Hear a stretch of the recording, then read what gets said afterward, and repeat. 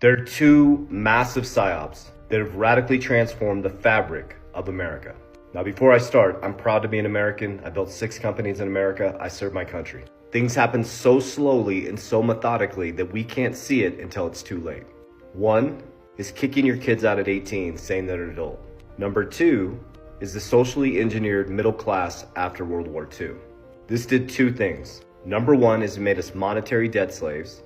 Number 2 is it's destroyed the fabric of the family. So I'll start with the middle class, then I'll go into kicking your kids out at 18. When I started to see this clearly, I started managing my finances completely different. Because remember, there's only interest in the system. You're paying it or you're earning it.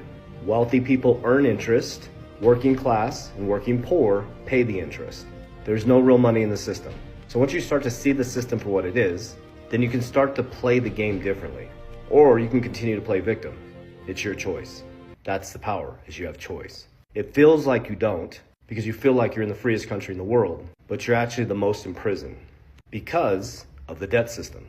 So after World War II, our grandparents came from the Great Depression. They were forced into absolute survival. So after World War II, when they came back, they were really looking for safety. So the American dream was packaged up in mortgages, in your auto loan, your white picket fence, a job that you stay out for 30 to 40 years, get your good health care, a nice pension.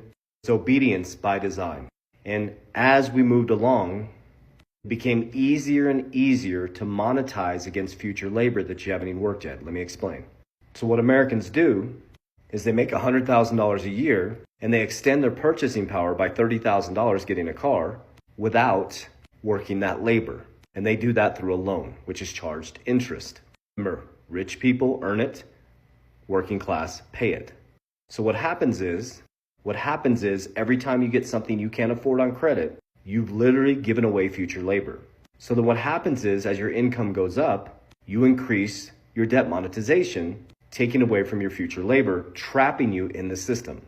Now that we've landed in 2026, we have more debt than we have income, consumer credit's over $1 trillion, savings are drained of Americans, and there's no way out.